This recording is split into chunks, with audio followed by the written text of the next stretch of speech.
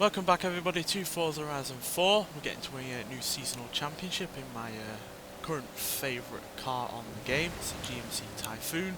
Recently done a review on it and yeah, it's currently available for 50% on the festival playlist, so get out there and get it, because it is a cracking car, and doing this seasonal championship will contribute to that 50%. It's a rally round the flag and it's C-Class retro rally cars, and yeah, we've got hopefully got a varied choice, because there are plenty of retro rally cars on this game, which is always a good thing, because yeah, there are plenty of great cars from that period. So let's see what we're going to be playing with. Oh yeah, we need to change the difficulty, because I changed it for doing some of the festival playlists, just to get it out of the way, so we can get that car. You ready to take on this winter championship? What am I saying? Of course you are. So yeah, 3 races as per usual, and what cars are we going to be choosing from? So we've got the Ford Racing Puma and the Ford Escort RS Cosworth. We've got the 037 Lancia and the Delta HF Integrale, then a Mitsubishi Galant, Nissan Pulsar GTI-R, one of the few recent cars in this category on the that have been introduced into the game. Most of these are standard outside of the Ford Racing Puma. We've got the Peugeot 205 T16, the Renault 5 Turbo, Legacy RS, and a pair of Celicas. Again, these have been recently added via the festival playlist over the last couple of months or so. But yeah, I'm going to get in my current favourite of this lot, and it's the Nissan Pulsar GTI-R. All-wheel drive, doesn't weigh all that much, at only 2,734 pounds, and it has 227 horsepower and 209 pounds-feet of torque, which is really good for a 30-year-old car, never mind a 30-year-old Nissan. So yeah, let's get in it and let's see what this race has in store for us. So yeah, this is a brilliant car.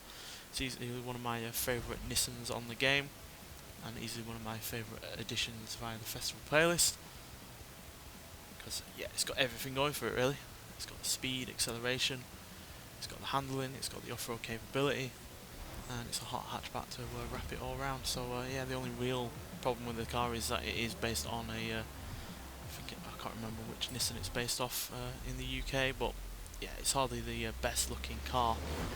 That's the only real problem with it, and again, looks are subjective, so let's see how quick it's going to be on this race and how far up the leaderboard we'll get.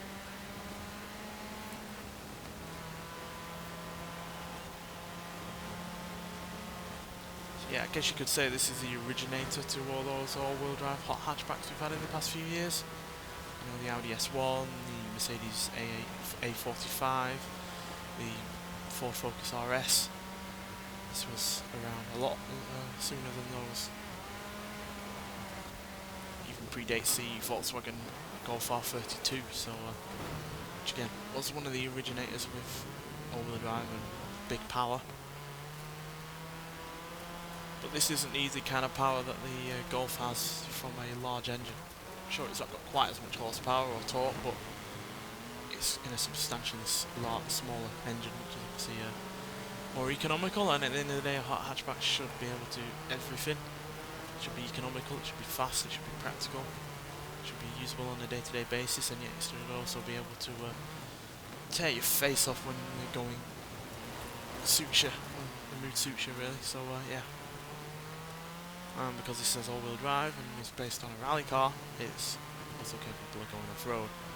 Obviously not to the extent of a rally car, but certainly enough for what you'd be likely to come across on a day-to-day basis.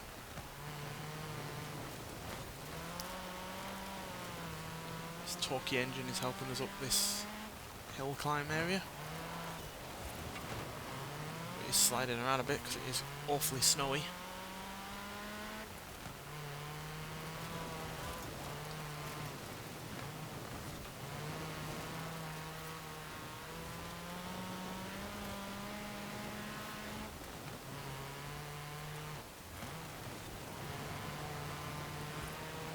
Surprised that we're keeping ahead of that Lancia 037, which is in second place.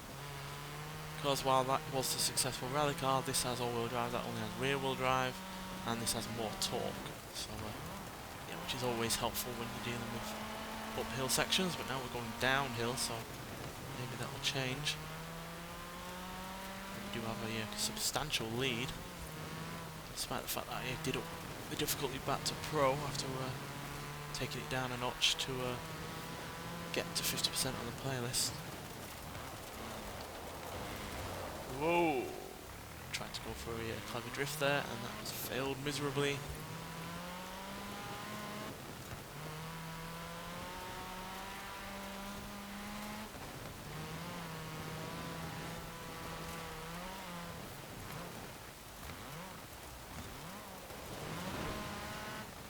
Really doesn't like stopping in the snow, this car.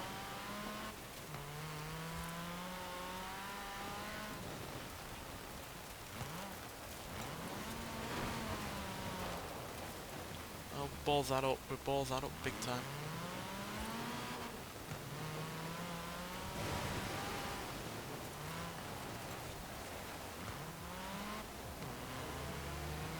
Oh, we've been gained on by the Lanciers. There's two of them behind us.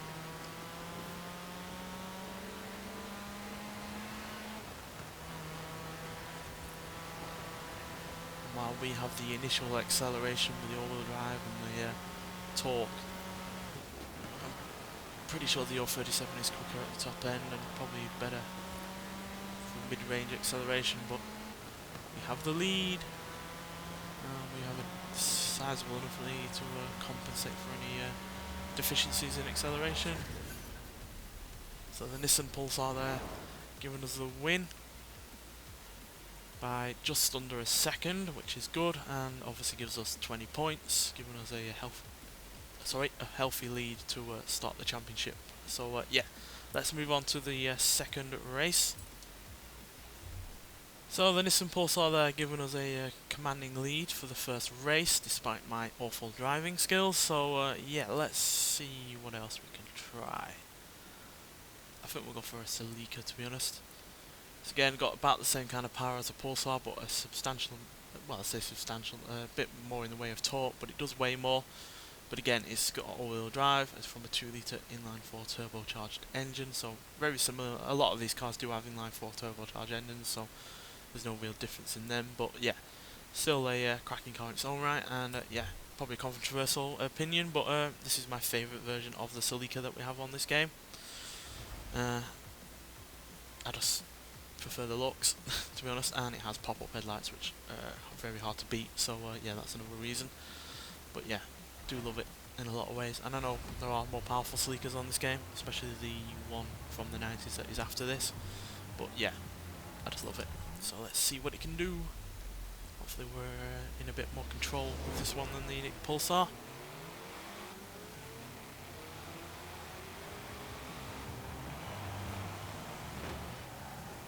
Attacked by a Lancia there. Probably didn't like the fact to beat his fellow Lanciers in the last race.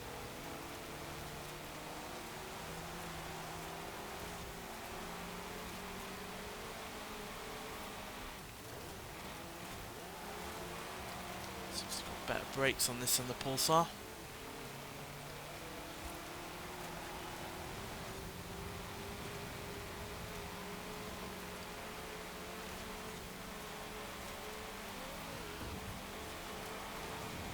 The real bad thing about this compared to the Pulsar is the extra weight. It's a substantial amount, I think about 500 pounds, so yeah, that's not helpful, but it might actually make it a bit more in the way of controllable. Or should I say, make it a bit more controllable, because yeah, extra weight does obviously restrain a vehicle's power and torque, but it also obviously increases braking distance and the like.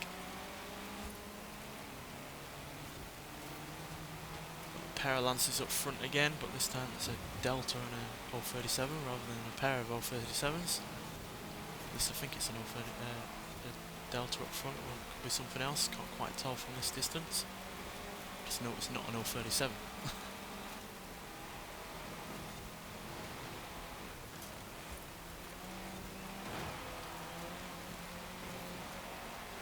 Or is that an Escort?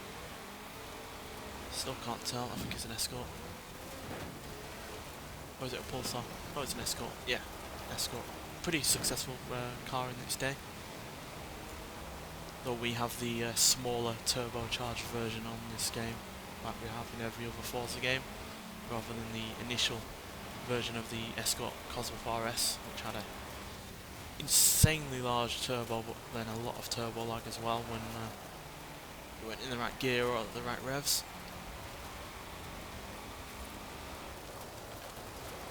I've just realised where we are. We're on the Extreme Off-Road Silly Bills course that we use in the snow though. And we've lost our first place position with that corner, which the Escort was substantially quicker through. But nonetheless, second place is still good, still podium, and yeah, it will give us another healthy 16 points. So where we're going to be alongside the Escort, dead on with the Escort, so we have to beat that car for the next race, or at least that drivatar.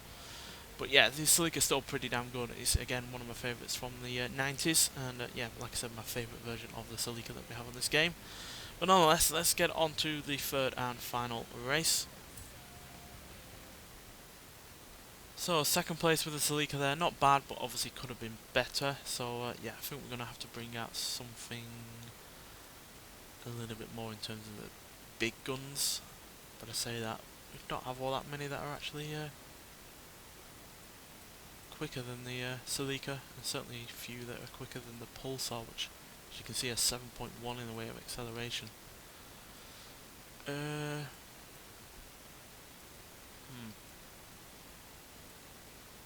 mean, even the 037 is struggling with its acceleration, but as you can see it has substantially less in the way of torque. It doesn't have a turbocharger.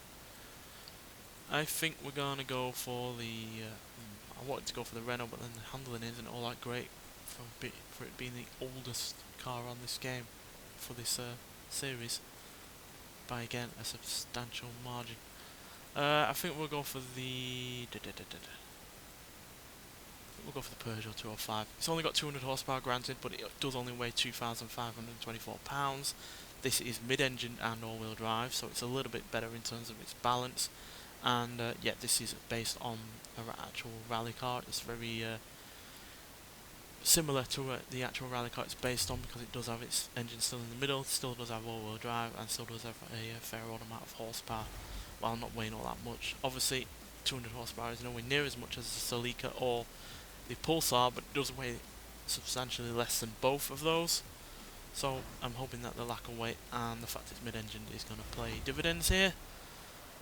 So yeah, let's see if we can win and get those crucial 20 points, because otherwise we're at risk of losing the championship, because we are dead drawn with second place at the moment for points. Not the best off the line by any means, but once this car gets going, it is pretty damn good. Is the second oldest or the third oldest car on this series, or for this championship even.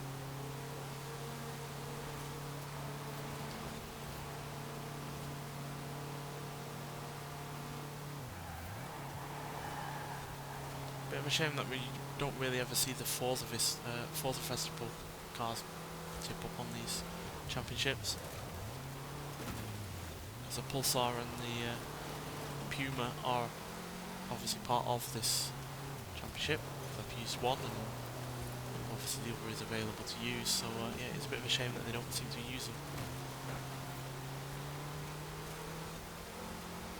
Seems a bit of a waste really for me to be the only one to be able to drive them on these races.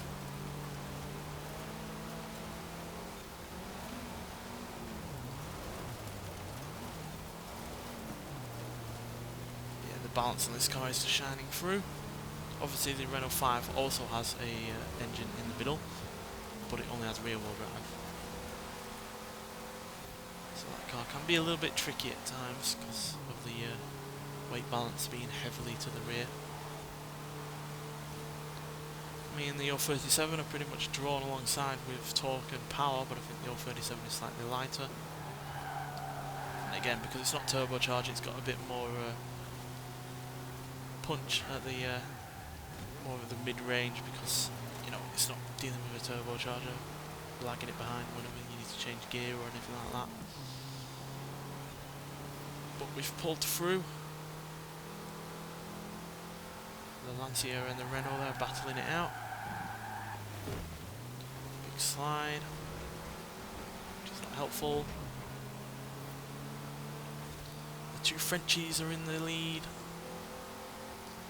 with an Italian and another Frenchie behind.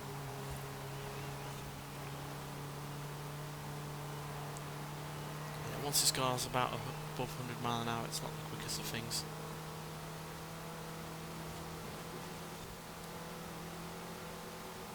But I know damn well I have a higher top speed than the Renault.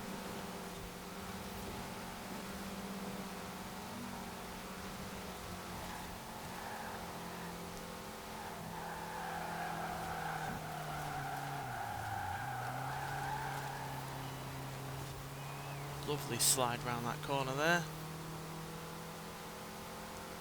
It's easily the moment of this video for my driving skills, because I've been pretty rubbish in especially the first race with my constant need to try and over drift the Nissan and failing. But there we go, a first place finish to cap off this championship, giving us another all important 20 points. Not all that far ahead of the Lancia though, less than a second, and the Renault 5 turbos weren't far behind either. I'm surprised by how quick they were really, because generally they're a little bit slower, but they probably have been upgraded to meet this championship's needs. But nonetheless, that 20 points means we've got 56 points, 4 points ahead of the Lancia, 16 points of the Renault in third, and 20 points ahead of the Renault in fourth. Yeah, Ford Escort there lingering right behind in seventh. They weren't all that effective outside of that second race, unfortunately. But yeah, nonetheless, a solid championship. And like I said earlier, doing this championship contributes to the 50% to get to the GMC Typhoon in the festival playlist. And yeah, it's well worth a car getting, because it's easily one of my favourites that have been added via the festival playlist. Really glad it's been put into this game, because it's not been in a Forza game since Forza Motorsport 4. And yeah, it's also nice to see that they've upgraded the modelling on it as well, because you can look at the engine, you can look in the boot and everything like that. So yeah, get out there and get it, and this championship's a fun way of getting that car. Nonetheless, thanks for watching, and I'll see you in the next one. Bye.